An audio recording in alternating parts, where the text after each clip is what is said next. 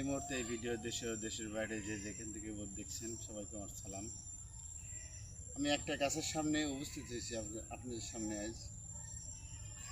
এই গাছটার নাম হচ্ছে রাজভূতের গাছ।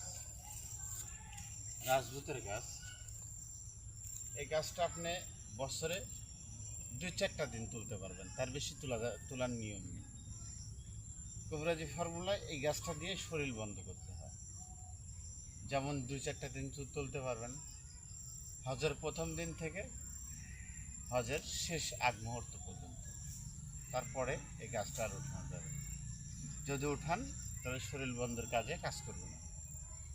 তো যাই হোক, এটা আপনাদের জানার বিষয় না, কেননা আপনারা উঠায় এই গাছের সাথে অনেক গাছ লাগবে। তারপরে গাছগুলো চিনে রাখেন, এসব গাছ সযত্নে রাখবেন। এসব গাছ দিয়ে আমরা নিজেরা সুরক্ষিত থাকতে পারি, এসব দেখে রাখবেন। আমার ভিডিওটা ভালো লাগলে পাশে থাকুন, সাবস্ক্রাইব করুন।